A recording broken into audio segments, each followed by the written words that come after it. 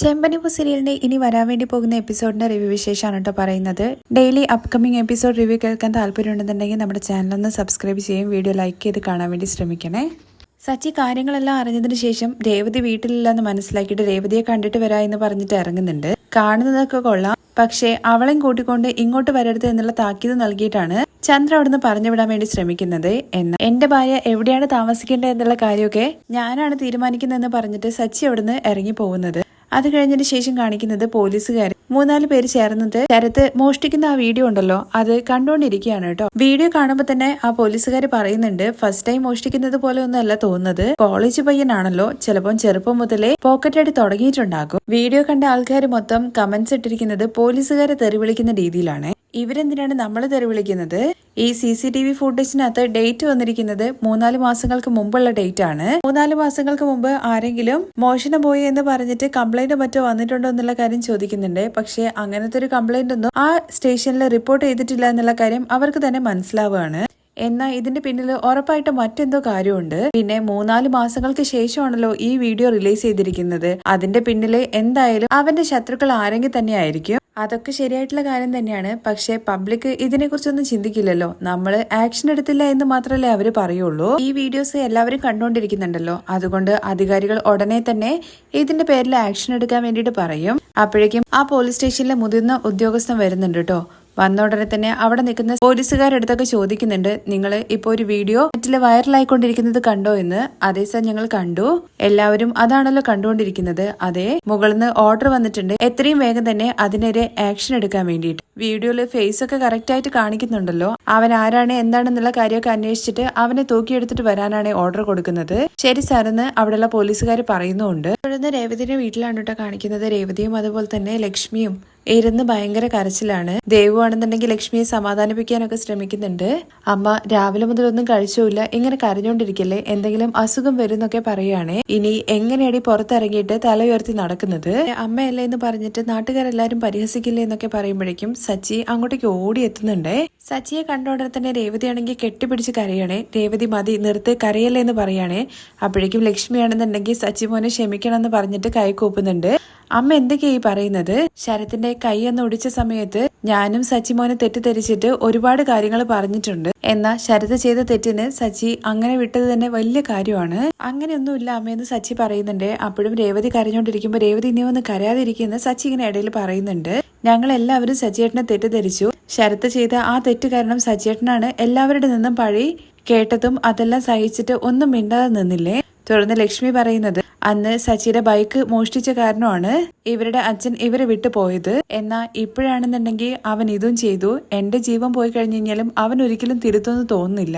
അങ്ങനെയൊന്നുമില്ല അമ്മേ, അവനെന്തോ ദേഷ്യത്തില് അത് ചെയ്തു, അത്രയേ ഉള്ളൂ. സച്ചിയേട്ട, അവന് വേണ്ടിയിട്ട് ഞാൻ ഒരുപാട് ചീത്ത പറഞ്ഞിട്ടുണ്ട് സച്ചിയേട്ടനെ. പക്ഷെ അതെല്ലാം കേട്ടിട്ടും സച്ചിയേട്ടൻ ഒരു വാക്ക് പോലും എന്റെ അടുത്ത് പറഞ്ഞില്ലല്ലോ.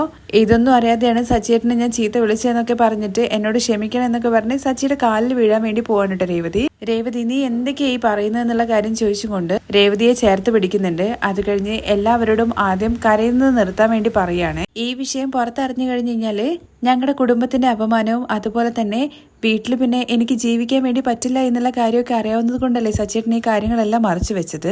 ഇതെല്ലാം സച്ചേട്ടൻ മനസ്സിൽ ഒറ്റയ്ക്ക് താങ്ങിക്കൊണ്ടിരിക്കുകയല്ലായിരുന്നു. ശരത്തും ദേഷ്യത്തില് സച്ചേട്ടൻ ഒരുപാട് ചീത്ത വിളിച്ചിട്ടുണ്ട്. പക്ഷേ ഈ കാര്യങ്ങളെല്ലാം ഉള്ളിൽ വെച്ചിട്ടും സച്ചേട്ടൻ അത് കേട്ട് നിൽക്കുകയല്ലേ ചെയ്തത്. സച്ചേട്ടന്റെ സ്ഥാനത്ത് മറ്റാരെങ്കിലും ആയിരുന്നെങ്കിൽ അവനെ ചുമ്മാ വിടില്ലായിരുന്നു. സച്ചേട്ടന് അവനോട് ദേഷ്യമില്ല അല്ലേ? ഇതെല്ലാം കേട്ട സച്ചി പറയുന്നത്, അവനെ ഇതിനെ കുറിച്ചൊന്നും ഒരു ബോധവും ഇല്ലാതെ അവന് തോന്നിയ കാര്യങ്ങൾ അവൻ ചെയ്തതാണ്. ഇതൊന്നും അവൻ ഒറ്റയ്ക്ക് ചെയ്തതല്ല, എല്ലാം ആ ആന്റണി തോണ്ടി വിട്ടതുകൊണ്ട് മാത്രമാണ് അവൻ ചെയ്തത്. ശരത്തിനെയും കുറ്റം പറയാൻ വേണ്ടിയിട്ട് പറ്റില്ലല്ലോ, കാരണം അവന്റെ വയസ്സ് അങ്ങനെയല്ലേ. എന്നാൽ ഇപ്പൊ പണ്ടത്തെ പോലെയൊന്നുമല്ലല്ലോ, അവൻ മാറിയല്ലോ. വീണ്ടും രേവതി പറയുന്നുണ്ട്, ഇപ്പോഴാണ് സച്ചേട്ടനെ എനിക്ക് മൊത്തത്തിൽ മനസ്സിലാക്കാൻ വേണ്ടി പറ്റിയത്.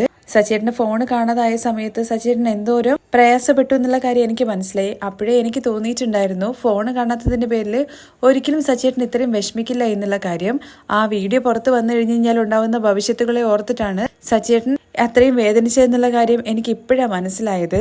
ശരത്ത് തെറ്റ് ചെയ്തിട്ടും സച്ചിക്ക് അവനോട് സ്നേഹം മാത്രമേ ഉണ്ടായിരുന്നുള്ളൂ. സത്യം പറഞ്ഞു കഴിഞ്ഞാൽ സച്ചിയുടെ മനസ്സ് വലുതാണെന്നൊക്കെ പറയുമ്പോ അമ്മേ എന്തിനാണ് അങ്ങനെയൊക്കെ പറയുന്നത്? ശരത്ത് നമ്മുടെ വീട്ടിലെ മകനല്ലേ, അതുകൊണ്ട് തന്നെ എനിക്ക് അവനോട് സ്നേഹം ഇല്ലാതിരിക്കോ? ആദ്യം നിങ്ങൾ എല്ലാവരും ഒന്ന് കരയുന്നത് നിർത്തുവോ? ഈ വീഡിയോ പുറത്തു വരരുതെന്ന് വിചാരിച്ചിട്ടാണ് ഇത്രയും കാലം ഞാൻ മനസ്സിൽ കൊണ്ട് നടന്നത്. പക്ഷെ അതെങ്ങനെയോ പുറത്തു വന്നു. ഇനിയിപ്പോ അടുത്തതായിട്ട് എന്ത് ചെയ്യാൻ വേണ്ടി പറ്റും എന്നുള്ള കാര്യത്തെ കുറിച്ചാണ് നമ്മൾ ചിന്തിക്കേണ്ടത്. അല്ലാതെ ഇങ്ങനെ കരഞ്ഞോണ്ടിരുന്നു കഴിഞ്ഞാൽ എപ്പോഴും ഇങ്ങനെ കരഞ്ഞോണ്ടിരിക്കാൻ മാത്രമേ പറ്റുള്ളൂ. അപ്പോഴേക്കും പോലീസുകാരാണെന്നുണ്ടെങ്കിൽ ശരത്തിനെ അന്വേഷിച്ചിട്ട് വീട്ടിലെത്തുന്നുണ്ട്. ശരത്തിന്റെ വീട് ഇതല്ലേന്ന് ചോദിക്കുമ്പോൾ അതേ സാറിന് സച്ചി പറയുന്നുണ്ട്. ശരത്ത് എവിടെ പോയി? അവൻ സാർ പുറത്തു പോയിരിക്കുകയാണ്. എന്താ വീണ്ടും ബാഗ് മോഷ്ടിക്കാൻ വേണ്ടി പോയതാണോ? പുറത്തു പോയിരിക്കുന്നത് ഇനി വലിയ എന്തെങ്കിലും മോഷണം നടത്താൻ വേണ്ടിയിട്ടാണോന്നൊക്കെ ചോദിക്കുന്നുണ്ട്. പുറത്ത് അവന്റെ വീഡിയോ ആണ് ഓടിക്കൊണ്ടിരിക്കുന്നത്. എന്നിട്ട് നിങ്ങളൊക്കെ എന്താ സാധാരണ പോലെ നിൽക്കുന്നത്? ഇനി കുടുംബത്തോടെ കൂടി എല്ലാവരും മോഷ്ടാക്കളാണോ? ഈ ഏരിയയിൽ ഇങ്ങനെ ഒരു മോഷ്ടാവുള്ള കാര്യം ഞങ്ങൾക്ക് അറിയില്ലായിരുന്നു എന്നൊക്കെ പറയുകയാണെ. സർ അവൻ ചെറിയ പയ്യനല്ലേ, അവൻ അറിയാതെ ചെയ്തു പോയതാന്ന് സച്ചി പറയുന്നുണ്ട്. അവനെ പണത്തിന്റെ ബാഗാണ് മോഷ്ടിച്ചിരിക്കുന്നത്. ശരി, നിങ്ങളൊക്കെ ആരാണെന്ന് ചോദിക്കുമ്പോൾ ലക്ഷ്മി പറയുന്നുണ്ട് ഞാൻ അവന്റെ അമ്മയാണ്, ഇത് എന്റെ മകളുടെ ഭർത്താവാണ് എന്ന്. ശരത്ത് എവിടെ പോയി? അവനെ പോലീസ് ഇൻസ്പെക്ടർ അറസ്റ്റ് ചെയ്തിട്ട് കൂട്ടിക്കൊണ്ടുവരാൻ വേണ്ടിയിട്ട് ഞങ്ങളടുത്ത് പറഞ്ഞതാണ്. അത് കേൾക്കുമ്പോഴേക്കും നമ്മുടെ രേവതിക്കും അതുപോലെ തന്നെ ലക്ഷ്മിക്കും ആകെ ടെൻഷൻ ആവുന്നുണ്ട്. അവര് കരയുന്ന കാണുന്ന സമയത്ത് കരയല്ലേ എന്നുള്ള കാര്യം സച്ചി പറയുന്നുണ്ട്. സർ അവൻ ചെയ്തത് തെറ്റ് തന്നെയാണ്. അവനിപ്പോ വീട്ടിലില്ല. അവൻ വീട്ടിൽ വരുന്ന സമയത്ത് ഞാൻ തന്നെ അവനെ കൂട്ടിയിട്ട് പോലീസ് സ്റ്റേഷനിൽ ഹാജരാക്കാം. ഇതൊക്കെ വിശ്വസിക്കുന്ന മാതിരി തോന്നുന്നില്ലല്ലോ. വീഡിയോ പുറത്തു വന്ന ഉടനെ തന്നെ അവൻ മുങ്ങിയതായിരിക്കുമല്ലേ? സർ ഇതൊരു മോഷണമല്ല എന്ന് പറയുമ്പോ പിന്നെ മോഷണമല്ലാതെ ഒരു അമ്മയുടെ കയ്യിൽ നിന്ന് ബാഗ് പിടിച്ചു വലിക്കുന്നത് കണ്ടില്ലേ? സർ ആ അമ്മ എന്റെ അമ്മയാണെന്നുള്ള കാര്യം സച്ചി പറയുന്നുണ്ട്. ഓ നിന്റെ അമ്മയുടെ അടുത്ത് നിന്ന് ഒരാള് ബാഗ് മോഷ്ടിച്ചോണ്ട് പോയിട്ട് നീ അവന് വേണ്ടിട്ട് സംസാരിക്കുകയാണോ? സർ എന്റെ ഭാര്യയുടെ വീട്ടിലും അതുപോലെ എന്റെ അമ്മയും തമ്മിൽ അത്ര നല്ല ബന്ധത്തിലല്ല ഉള്ളത്. ഒരു തവണ ശരത്ത് വീട്ടിൽ വന്ന സമയത്ത് എന്റെ അമ്മയാണെന്നുണ്ടെങ്കിൽ അവൻ ചെയ്യാത്ത കുറ്റത്തിന് അവനെ ശിക്ഷിക്കാൻ വേണ്ടി ശ്രമിച്ചു. അവൻ പണം മോഷ്ടിച്ചു എന്ന് പറഞ്ഞിട്ട് അവനെ ഒരുപാട് അപമാനപ്പെടുത്തി. ആ ദേഷ്യത്തില് പണം എടുത്ത് കാണിച്ചു തരാ എന്ന് പറഞ്ഞിട്ട് ചെയ്തതാണ്. എന്ത് ദേഷ്യത്ത് ചെയ്തതാണെന്നുണ്ടെങ്കിലും മോഷണം എന്ന് പറയുന്നത് കുറ്റം തന്നെയാണ്. ആ പണം സർ അവൻ തിരികെ കൊടുക്കുകയും ചെയ്തു. ഇത് കുടുംബത്തിൽ നിന്നുള്ള പ്രശ്നമാണ് സർ, അത് വിട്ടേക്കെന്നൊക്കെ സച്ചി പറയുന്നുണ്ട്. വീട്ടിലുള്ളത് നിൽക്കുന്നത് മാത്രമാണ് കുടുംബത്തിലുള്ള പ്രശ്നം. ഇത് റോട്ടിലായല്ലോ. അതുമാത്രമല്ല നാട്ടിലുള്ള എല്ലാവരും ആ വീഡിയോ കണ്ടുകൊണ്ടിരിക്കുകയാണ്. ആ വീഡിയോന്റെ ഇടയിൽ വരുന്ന കമന്റ്സ് ഒക്കെ നീയും വായിച്ചിട്ടുണ്ടാവുമല്ലോ. പകലാണ് മോഷണം നടന്നത്. പോലീസുകാരൊക്കെ എന്താ ഉറങ്ങുകയാണോ എന്ന് ചോദിച്ചിട്ട് ഞങ്ങളെയാണ് ഓരോരുത്തരും തെറി വിളിച്ചുകൊണ്ടിരിക്കുന്നത്. ഇന്ന് തന്നെ അവനെ അറസ്റ്റ് ചെയ്തിട്ട് പോലീസ് സ്റ്റേഷനിൽ കൊണ്ടുപോകണം. സത്യം പറഞ്ഞോണം അവൻ എവിടെയുള്ളതെന്നുള്ള കാര്യം പറയാൻ വേണ്ടി പറയുമ്പോൾ രേവതിയാണെന്നുണ്ടെങ്കിൽ ഞങ്ങൾക്ക് സത്യമായിട്ടും അറിയില്ല സാർ എന്ന് പറയുവാണേ. മര്യാദയ്ക്ക് പറഞ്ഞോണം, ഇല്ലെങ്കിൽ എല്ലാത്തിനും പിടിച്ചിട്ട് പോലീസ് സ്റ്റേഷനിൽ കൊണ്ടുപോകും. ഇത് കേട്ട ഉടനെ തന്നെ ലക്ഷ്മി പറയുന്നുണ്ട് രേവതിയും അതുപോലെ തന്നെ സച്ചിയും വെറുതെ വിടാന്.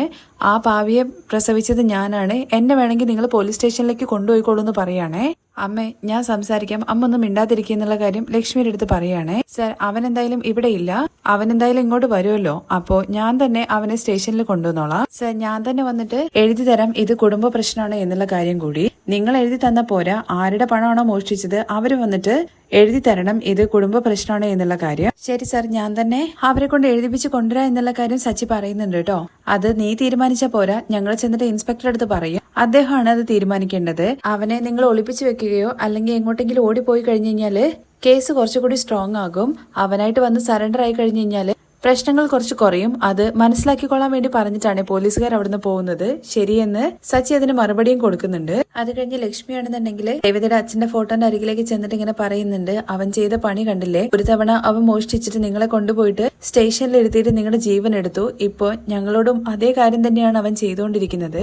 ഞാനും അന്ന് നിങ്ങളുടെ കൂടെ തന്നെ അങ്ങ് വന്നാ മതിയായിരുന്നു എന്നൊക്കെ പറയുന്നുണ്ട്. ഇത് കേട്ട സച്ചിയാണെന്നുണ്ടെങ്കിൽ അമ്മ എന്തൊക്കെയായി പറയുന്നത്, ഒന്നും സംഭവിക്കില്ല. തുടർന്ന് രേവതിയാണെന്നുണ്ടെങ്കിൽ അവനെ അറസ്റ്റ് ചെയ്യുന്നല്ലേ പറഞ്ഞത്, അറസ്റ്റ് ചെയ്ത് കഴിഞ്ഞു കഴിഞ്ഞാൽ പിന്നെ അവന്റെ പഠിപ്പ് ജീവിതം എല്ലാം പോവില്ലേ, നീ എന്തിനാ രേവതി ഇങ്ങനെയൊക്കെ പറഞ്ഞിട്ട് അവരെ ഭയപ്പെടുത്തുന്നത്. ആദ്യം ശരത്ത് എവിടെ പോയി എന്നുള്ള കാര്യം സച്ചിയുടെ അറിയില്ല. ആന്റി വന്നിട്ട് അവനെ ഒരുപാട് ചീത്ത വിളിച്ചു. അതിനുശേഷം അമ്മയും നന്നായിട്ട് ചീത്ത വിളിച്ചിട്ടുണ്ടായിരുന്നു. അവൻ എങ്ങോട്ടാ ഇറങ്ങി പോയെന്നുള്ള കാര്യം അറിയില്ല. എല്ലാവരും അവന്റെ വീഡിയോ കണ്ടിട്ടുണ്ട്. അവൻ പുറത്തിറങ്ങി കഴിഞ്ഞു കഴിഞ്ഞാൽ അവൻ പിടിക്കപ്പെടും. അതുകൊണ്ട് പുറത്തെവിടെ പോകാനുള്ള സാധ്യതയില്ല, ഇവിടെ എവിടെയെങ്കിൽ തന്നെ കാണും. വണ്ടി ഞാൻ വരുന്ന സമയത്ത് ഇവിടെ തന്നെ കാണുന്നു പറഞ്ഞിട്ട് സച്ചി നോക്കുന്ന സമയത്ത് വീടിന്റെ മുകളിലാണ് കേട്ടോ ശരത്തുള്ളത്. ശരത്താണെങ്കിൽ ഇവരെ കാണുമ്പോഴേക്കും വേഗം ഓടിയിട്ട് മോളിൽ ചാടാൻ വേണ്ടിട്ട് ശ്രമിക്കുന്നുണ്ട് കേട്ടോ. ശരത്തെ ഇറങ്ങി പാടാ എന്ന് പറഞ്ഞിട്ട് രേവതിയും അമ്മയും ഒക്കെ വിളിക്കുന്നുണ്ട്. സച്ചിയാണെങ്കിൽ അങ്ങോട്ട് മേലേക്ക് കയറാൻ വേണ്ടി ശ്രമിക്കുമ്പോഴേക്കും വന്നു കഴിഞ്ഞ് കഴിഞ്ഞാൽ സച്ചിയുടെ ഞാൻ ചാടുന്നുള്ള കാര്യം പറയുകയാണേ. ശരി നീ പെട്ടെന്ന് ഒന്നും ചെയ്യാതെ നിൽക്ക്, നമുക്ക് സംസാരിച്ചെല്ലാം റെഡിയാക്കാം എന്ന് പറയുന്നുണ്ട്. ഇനി കൂടുതൽ എന്ത് സംസാരിക്കാനാണ്, ഞാൻ കാരണം നിങ്ങൾക്കൊന്നും ഇനി പുറത്തിറങ്ങി നടക്കാൻ വേണ്ടി പറ്റില്ല, രേവതി ചേച്ചിയുടെ ജീവിതവും നഷ്ടപ്പെടും, അതുകൊണ്ട് തന്നെ ഞാൻ ഇല്ലാതാവുന്നതാണ് ഏറ്റവും നല്ലതെന്നൊക്കെ ശരത്ത് ഇങ്ങനെ പറയുന്നുണ്ട്. നാട്ടിലുള്ള എല്ലാവരും എന്നെ ഇനി പുറത്തിറങ്ങുന്ന സമയത്ത് കള്ളെന്ന് പറഞ്ഞ് വിളിക്കില്ലേ എന്നൊക്കെ ചോദിക്കുന്നുണ്ട്. ശരത്തെ, ഇത് അത്ര വലിയ പ്രശ്നമൊന്നുമില്ല, ചെറിയ പ്രശ്നമാണ്, നമുക്ക് എല്ലാം പറഞ്ഞ് ശരിയാക്കാം. എന്റെ ജീവിതം ഞാൻ തന്നെ നശിപ്പിച്ചു കളഞ്ഞു, ഇനി എനിക്ക് ജീവിക്കണ്ട എന്നൊക്കെ പറഞ്ഞിട്ട് ഭയങ്കര കരച്ചിലാണ് ശരത്ത്. ശരത്തെ, നീ എന്തിനാണ് ഇങ്ങനെയൊക്കെ ചെയ്യാൻ വേണ്ടി പോകുന്നത്? ഇറങ്ങി വാടാ എന്ന് പറഞ്ഞ് വിളിക്കുവാണേ. ഇല്ല, ഞാൻ ഇറങ്ങി വരില്ല, ഞാൻ കാരണമാണ് അച്ഛന്റെ ജീവൻ പോയത്, ഇന്ന് ഞാൻ കാരണം നിങ്ങൾ എല്ലാവരും അപമാനപ്പെട്ട് നിൽക്കുകയാണ്. എടാ വാട ശരത്തെ, ഇങ്ങോട്ട് ഇറങ്ങി വാടാ എന്നൊക്കെ പറഞ്ഞിട്ട് ലക്ഷ്മി ഇങ്ങനെ വിളിക്കുന്നുണ്ട്. പക്ഷേ താൻ ഇറങ്ങി വരില്ല എന്നും ഞാൻ ഒന്നിനും കൊള്ളില്ലാത്തവനാണ്, എന്റെ അമ്മ തന്നെ പറഞ്ഞല്ലോ എന്നോട് ചത്ത് കളയാൻ വേണ്ടിയിട്ട്, അതുകൊണ്ട് ഞാൻ മരിക്കാൻ വേണ്ടി പോവാണെന്നൊക്കെ പറയുന്നുണ്ട്. എടാ ശരത്തെ എന്ന് പറഞ്ഞിട്ട് സച്ചി അരികിലേക്ക് വരുമ്പോഴേക്കും സച്ചേട്ടൻ അരികിലേക്ക് വന്ന് ഞാൻ ഇപ്പൊ ചാടുന്നു പറയുന്നുണ്ട്. ശരി ശരി, ഞാൻ അരികിലേക്ക് വരുന്നില്ല. തുടർന്ന് താഴേക്ക് നോക്കിയിട്ട് പറയുന്നുണ്ട്, എടാ നീ എന്താ 10 നില കെട്ടിടത്തിന്റെ മുകളിലാണോ നിൽക്കുന്നത്? ഇവിടുന്ന് ചാടി കഴിഞ്ഞു കഴിഞ്ഞാൽ നിന്റെ കൈയും കാലൊക്കെ ഒന്ന് ഓടിയും, അത്ര മാത്രമേ ഉള്ളൂ. ഒരു എല്ല് ഒടിഞ്ഞപ്പോ തന്നെ എന്തോരം വേദന ഉണ്ടെന്നുള്ള കാര്യം നീ സഹിച്ചതല്ലേ? അപ്പൊ ഒരു 10-15 എല്ല് ഒടിഞ്ഞു കഴിഞ്ഞാൽ എത്രത്തോളം വേദന നീ സഹിക്കേണ്ടി വരും? നീ തന്നെ ഒന്ന് ആലോചിച്ച് നോക്ക്. ദേഹം മൊത്തം കെട്ടൊക്കെ കെട്ടിയിട്ട് ഹോസ്പിറ്റലിൽ കിടക്കണോ എന്നുള്ള കാര്യത്തെക്കുറിച്ച്. ഇല്ല, എന്നെ പോലീസ് പിടിച്ചോണ്ട് പോകും, ഞാൻ ജയിലിലേക്കൊന്നും പോവില്ല, അതിനേക്കാൾ നല്ലത് ഞാൻ മരിച്ചു പോകുന്നതാണ്. ശരത്ത് ചാടാൻ വേണ്ടി പോകുമ്പോഴേക്കും നമ്മുടെ സച്ചിയാണെങ്കിൽ പോയി പിടിച്ചങ്ങോട്ട് ഇറക്കി കൊണ്ടുവരുവാണ്. എന്നെ വിട് എന്ന് പറഞ്ഞിട്ട് ഇങ്ങനെ കൊതിക്കുന്നുണ്ട് കേട്ടോ കിടന്നിട്ട്. പക്ഷെ അപ്പോഴേക്കും എല്ലാവരും കൂടി ചേർന്നിട്ട് ശരത്തിനെ അങ്ങ് പിടിച്ചു വെക്കുവാണ്. അതിനുശേഷം 4 പേരും കൂടി കെട്ടിപ്പിടിച്ച് കരയുന്നുണ്ട്. തുടർന്ന് സച്ചി ചോദിക്കുന്നുണ്ട് കേട്ടോ, എടാ നീയൊക്കെ പഠിച്ചവനല്ലേ, ഒരു പ്രശ്നം വരുന്ന സമയത്ത് ഇങ്ങനെയാണോ കയറി നിൽക്കുന്നത്? നിനക്ക് ഞാനൊന്ന് വെച്ച് തന്നാലുണ്ടല്ലോ എന്നൊക്കെ പറഞ്ഞിട്ട് സച്ചി ദേഷ്യപ്പെടുന്നുണ്ട് കേട്ടോ. എനിക്ക് ജയിലിൽ പോകണ്ട, അതിനേക്കാൾ നല്ലത് ഞാന് ഒറ്റയടിക്ക് അങ്ങ് മരിച്ചു പോകുന്നതെന്ന് വീണ്ടും പറയുമ്പോൾ നിനക്ക് നന്നായിട്ട് കിട്ടും എന്റെ അടുത്ത്. ആരാടെ പറഞ്ഞത് നീ ജയിലിലേക്ക് പോകുന്നു എന്നുള്ള കാര്യം? സച്ചിയുടെ പോലീസ് വന്ന് പോയില്ലേ എന്ന് ദേവു പറയുമ്പോഴേക്കും പോലീസ് വന്ന് ചോദിക്കുന്നുണ്ട് കേട്ടോ ശരത്ത്. ദേവു, നീ എന്താ അവനെ വീണ്ടും ഭയപ്പെടുത്തുവാണോ? ഇത് നോക്ക് ശരത്തെ, നീ ഒരിക്കലും ജയിലിലൊന്നും പോവില്ല, അങ്ങനെ നിന്നെ ജയിലിലേക്ക് വിടാനാണോ ഞങ്ങളൊക്കെ ഇവിടെ നിൽക്കുന്നത്? നിന്നെ എന്തായാലും സ്റ്റേഷനിലേക്കൊന്നും ഞാൻ വിടാൻ വേണ്ടി പോകുന്നില്ല. ആദ്യം അമ്മ കരയുന്നിടത്ത്, അമ്മ കരയുന്നത് കണ്ടു കഴിഞ്ഞാൽ ബാക്കി എല്ലാവരും കരയും. ശരത്തെ, നീ ഇങ്ങോട്ട് വാ എന്ന് പറയുന്നുണ്ട്. എങ്ങോട്ടെന്ന് രേവതി ചോദിക്കും. അവനെ ഒരു സ്ഥലത്ത് കൊണ്ടുവിടണം, നീയും വാ രേവതി എന്ന് പറയണേ. അമ്മ എന്റെ അടുത്ത് വീട്ടിലേക്ക് വരരുത് എന്നുള്ള കാര്യം പറഞ്ഞു, അവരെന്തെങ്കിലും പറഞ്ഞെന്ന് വിചാരിച്ചു നീ അത് കേട്ടോണ്ടിരിക്കുകയാണോ? നിന്റെ ഭർത്താവ് ഞാനല്ലേ, ഞാനാ പറയുന്നത് കൂടെ വരാൻ വേണ്ടിയിട്ട്. പോകുന്നതിന് മുമ്പായിട്ട് ദേവു ചോദിക്കുന്നുണ്ട് കേട്ടോ, സച്ചേട്ട അവനെ പോലീസ് സ്റ്റേഷനിലേക്കാണോ കൊണ്ടുപോകുന്നത് എന്നുള്ള കാര്യം, അവനെ എങ്ങോട്ടാ കൊണ്ടുപോകേണ്ടെന്നുള്ള കാര്യം എനിക്കറിയാം, നീ അമ്മേനെ നോക്കിയാൽ മതി എന്ന് പറഞ്ഞിട്ട് 3 പേരും അവിടുന്ന് ഇറങ്ങുവാണേ. സച്ചിയും രേവതിയും അതുപോലെ ശരത്തും കൂടി ചേർന്നിട്ട് സച്ചിയുടെ ഫ്രണ്ടിന്റെ വീട്ടിലേക്കാണ് കേട്ടോ പോകുന്നത്. ആരും കാണാതെ അവനെ ഉള്ളിലേക്ക് കയറ്റുന്നുണ്ട്. സച്ചിയുടെ ഫ്രണ്ട് ആണെന്നുണ്ടെങ്കിൽ എടാ ആ വീഡിയോ വന്ന് ആകെ മൊത്തം പ്രശ്നമായല്ലോ എന്നുള്ള കാര്യം ചോദിക്കുമ്പോൾ വീട്ടിൽ അതൊരു വലിയ പഞ്ചായത്ത് ആയിട്ടുണ്ട്, അതല്ല ഇപ്പോഴത്തെ പ്രശ്നം, കുറച്ചുനാൾ കഴിയുമ്പോൾ അതങ്ങ് ശരിയാകും, പോലീസ് അന്വേഷണം തുടങ്ങി എന്നുള്ള കാര്യം പറയുന്നുണ്ട്. പോലീസ് പിടിച്ചു കഴിഞ്ഞാലുണ്ടല്ലോ അവനെ കൂട്ടിയിട്ട് സ്റ്റേഷനിലേക്ക് പോകും, അത് സംഭവിക്കാതിരിക്കാൻ വേണ്ടിയിട്ടാണ് അവനെ കൂട്ടിയിട്ട് ഞാൻ ഇങ്ങോട്ടേക്ക് വന്നത്. പോലീസ് കൊണ്ടുപോയി കഴിഞ്ഞാൽ FIR ഇട്ടിട്ട് അവനെ നേരെ കോർട്ടിലേക്ക് കൊണ്ടുപോകും, 15 ദിവസം റിമാൻഡ് ചെയ്യും, അവന് ജാമ്യത്തിൽ ഇറക്കാൻ വേണ്ടി പറ്റും. പക്ഷേ അങ്ങനെ സംഭവിച്ചു കഴിഞ്ഞാൽ അവന് ഒരു ബ്ലാക്ക് മാർക്ക് ആവും, പിന്നെ കോളേജിൽ പഠിക്കാൻ വേണ്ടി പറ്റില്ല, അതൊരിക്കലും നടക്കാൻ വേണ്ടി പാടില്ല. എന്ത് സംഭവിച്ചു കഴിഞ്ഞാലും പോലീസ് അവനെ അറസ്റ്റ് ചെയ്യാൻ പാടില്ല, മനസ്സിലായി?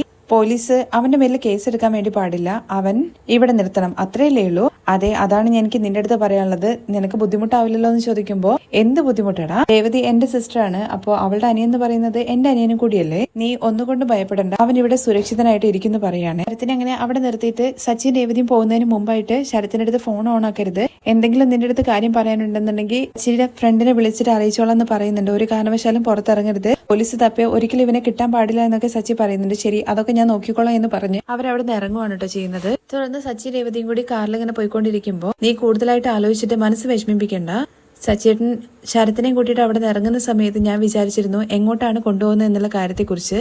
എന്നാൽ ശരത്ത് സേഫായിട്ട് നിൽക്കുന്ന സ്ഥലത്തേക്കായിട്ട് സച്ചേട്ടൻ കൊണ്ടുപോയത്. അവനോടുള്ള സ്നേഹം എത്രത്തോളം ഉണ്ടെന്നുള്ള കാര്യം എനിക്ക് മനസ്സിലായി. എനിക്ക് എപ്പോഴാണ് അവനോട് സ്നേഹം ഇല്ലാണ്ടിരുന്നത്, അവൻ എപ്പോഴും നന്നായിട്ടിരിക്കണം എന്നാണ് ഞാനും വിചാരിച്ചത്. ഈ സത്യം ഞാൻ ഒരിക്കലും ആരെടുത്തും പുറത്ത് പറയില്ലായിരുന്നു, പക്ഷേ ഫോൺ പോയത് കൊണ്ട് മാത്രമാണ് ഈ വീഡിയോ പുറത്തു വന്നത്. അപ്പോഴേക്ക് രേവതിയാണെന്നുണ്ടെങ്കിൽ പുതിയ ഫോൺ എടുത്ത് കൊടുക്കുന്നുണ്ടേ. ഇപ്പോൾ ഉള്ള പ്രശ്നത്തിൽ എന്തിനാണ് പുതിയ ഫോൺ എന്ന് ചോദിക്കുമ്പോൾ ഈ ഫോൺ ഇല്ലാത്തത് കൊണ്ടാണല്ലോ ഇത്രയും വലിയ പ്രശ്നമായത്. സച്ചേട്ടൻ സർപ്രൈസ് ആയിട്ട് സന്തോഷത്തോട് കൂടിയിട്ട് ഈ ഫോൺ തരണമെന്നാണ് ഞാൻ വിചാരിച്ചത്. പക്ഷെ എന്ത് ചെയ്യാനാണ്, ഇപ്പോഴത്തെ അവസ്ഥയിൽ ഈ രീതിയിൽ മാത്രമേ എനിക്ക് ഫോൺ തരാൻ വേണ്ടി പറ്റുള്ളൂ എന്ന് പറയുകയാണ്. അല്ലെങ്കിൽ രേവതി നിന്റെ അടുത്ത് ഞാൻ ഫോൺ ചോദിച്ചിരുന്നോ? അല്ല, എനിക്ക് വാങ്ങി തരണം എന്ന് തോന്നി, അതാണെന്ന് പറഞ്ഞിട്ട് ആ ഫോൺ സച്ചിയുടെ കയ്യിലേക്ക് കൊടുക്കുന്നുണ്ടേ. എനിക്ക് ഇപ്പോഴും ഒരു കാര്യം മനസ്സിലാവാത്തത്, ഈ വീഡിയോ ഒരിക്കലും പുറത്തു വരരുത്, ഈ കാര്യം ആരും അറിയരുതെന്ന് സച്ചേട്ടൻ വിചാരിച്ചിട്ടുണ്ടായിരുന്നു.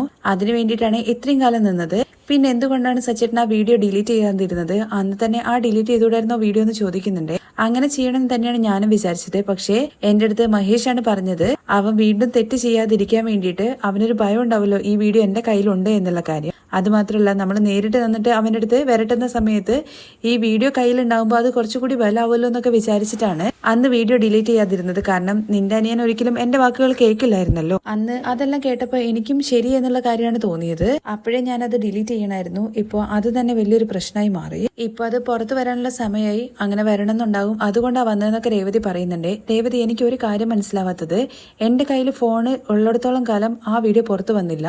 എന്റെ ഫോൺ നഷ്ടപ്പെട്ട പിറ്റേ ദിവസം തന്നെ ആ വീഡിയോ പുറത്തു വന്നു. ഇത് ആരോ പ്ലാൻ ചെയ്തതാണ്. എനിക്കൊരു സംശയമുണ്ട്, ആ ആന്റണി എന്ന് പറയുമ്പോൾ അവനാവാൻ സാധ്യതയില്ലേ? കാരണം അവൻ വിചാരിച്ചിട്ടുണ്ടായിരുന്നെങ്കിൽ ഇത് മുമ്പേ റിലീസ് ചെയ്യായിരുന്നു. ഇതില് വേറെ ആർക്കോ പങ്കുണ്ട്. ആന്റണി അല്ലാതെ പിന്നെ ആരായിരിക്കും അങ്ങനെ ചെയ്യുന്നത്? അതുകൊണ്ട് അവർക്ക് എന്ത് ലാഭം ഉണ്ടാവുമെന്ന് ചോദിക്കുമ്പോൾ അവർക്ക് ലാഭം ഉണ്ടാകുന്നതിനേക്കാൾ കൂടുതൽ നമുക്ക് നഷ്ടം ഉണ്ടാവുമല്ലോ. അങ്ങനെയും ചിന്തിച്ചൂടെ? അതാരാണെന്നുള്ള കാര്യം നമുക്ക് കണ്ടുപിടിക്കാം. അമ്മ ഒരിക്കലും ശരത്തിന്റെ പേരിൽ കേസ് കൊടുക്കാതിരിക്കണം. അതിനു വേണ്ടിയിട്ടുള്ള കാര്യങ്ങളാണ് ആദ്യം നമ്മൾ ചെയ്യേണ്ടത്. ഇപ്പൊ നമ്മൾ വീട്ടിൽ പോയി കഴിഞ്ഞു കഴിഞ്ഞാൽ ഇപ്പൊ ഇനി അവിടെ വേറൊരു പഞ്ചായത്ത് ഉണ്ടാകും. വീട്ടിലേക്ക് പോയിട്ട് എല്ലാവരുടെ മുഖത്തും ഞാൻ എങ്ങനെ നോക്കും, എങ്ങനെയാണ് ഞാൻ അച്ഛന്റെ മുഖത്ത് നോക്കുക എന്നൊക്കെ ചോദിക്കുന്നുണ്ട് രേവതി. അതിന് രേവതി, നീ തെറ്റൊന്നും ചെയ്തില്ലല്ലോ, അതൊക്കെ അച്ഛന് മനസ്സിലാവും. പക്ഷെ അമ്മ അവിടെ വടിവാൾ എടുത്തിട്ടായിരിക്കും നിൽക്കുന്നുണ്ടാവുക. നമ്മളെ കടിച്ചു തിന്നാൻ വേണ്ടി വരും. ഇപ്പോ ഹൽവ മാതിരി ഒരു വിഷയം കിട്ടിയിട്ടുണ്ടല്ലോ, എന്തൊക്കെയാണാവോ ഇനി പറയാൻ വേണ്ടി പോകുന്നതെന്നുള്ള കാര്യം അറിയില്ല എന്നൊക്കെ പറഞ്ഞ് സച്ചിയും രേവതിയും വീട്ടിലെത്തുന്നുണ്ട് കേട്ടോ. ഉള്ളിലേക്ക് കയറി വരുവാണ് രേവതി. രേവതിയെ കണ്ടോടനെ നിക്കടി എന്ന് പറയുന്നുണ്ട് ചന്ദ്ര. നീ എന്തിനാടി ഇങ്ങോട്ട് വന്നത്? നിന്റെ അടുത്ത് ഈ വീടിന്റെ പരിസരത്ത് പോലും വന്നു പോകരുതെന്ന് ഞാൻ പറഞ്ഞതല്ലേ, പിന്നെ നിനക്ക് എത്ര ധൈര്യം ഉണ്ടായിട്ടാണ് നീ ഇങ്ങോട്ട് കയറി വന്നത്? അവളിവിടെ വന്ന എന്താ കുഴപ്പം? ഇത് അവളുടെയും കൂടി വീടല്ലേ എന്ന് രേവതി കുറിച്ചിട്ട് നമ്മുടെ സച്ചി പറയുന്നുണ്ട്. എന്താ പറഞ്ഞത്? ഇത് അവളുടെ വീടോ? ഇത് അമ്മയുടെ വീടാണെന്ന് സുധി. അവര് പറയുന്നത് കേട്ടിട്ട് വേണം ഇവിടെ എല്ലാവരും ജീവിക്കാൻ. നിന്നെ ആരെങ്കിലും ഇപ്പൊ ഇങ്ങോട്ട് ക്ഷണിച്ചോ? മര്യാദയ്ക്ക് മിണ്ടാതെ നിന്നോ എന്ന് സുധിയുടെ അടുത്ത് സച്ചി പറയാണേ. നിനക്കൊന്നും അതിനെക്കുറിച്ച് സംസാരിക്കാനുള്ള അധികാരം ഇല്ലെന്ന് പറയുമ്പോ എന്ത് അധികാരം ഇല്ലെന്ന് നാട്ടിൽ മുഴുവനുള്ള എല്ലാവരും ഇന്ന് ഇവളുടെ അനിയന്റെ വീഡിയോ ആണ് കണ്ടോണ്ടിരിക്കുന്നത്. അത് എനിക്ക് തന്നെ മോശമായിട്ടാ തോന്നുന്നത്.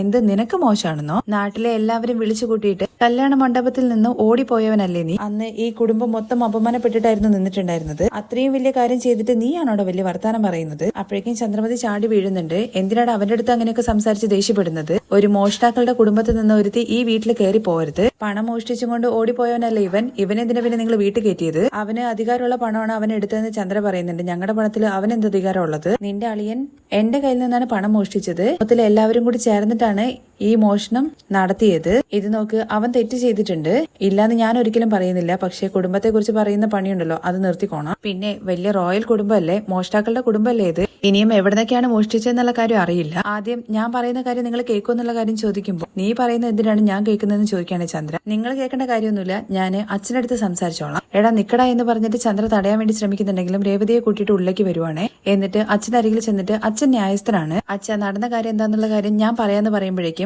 നടന്നത് എന്താന്നുള്ള കാര്യം നാട്ടിലുള്ള എല്ലാവരും കണ്ടിട്ട് സംസാരിക്കാൻ തുടങ്ങിയില്ലേ? ഞാൻ അച്ഛനടുത്താ സംസാരിക്കുന്നത്, നിങ്ങൾ മിണ്ടാതിരുന്നോളാൻ വേണ്ടി പറയാനിട്ട് ചന്ദ്രയുടെ അടുത്ത്. അത് കേട്ട് ചന്ദ്ര വായടച്ചിങ്ങനെ നിൽക്കുവാണ്. ഇനി ചന്ദ്രമതി രേവതിയെ ഉള്ളിൽ കയറ്റിയത് കൊണ്ട് ഇറങ്ങി പോകുന്നൊക്കെ ഉണ്ട്. അതിന്റെ ഡീറ്റെയിൽ ആയിട്ടുള്ള റിവ്യൂ കേൾക്കാൻ താല്പര്യം ഉണ്ടെന്നുണ്ടെങ്കിൽ നെക്സ്റ്റ് എപ്പിസോഡിന് കമന്റ് ചെയ്യണേ. Thank you.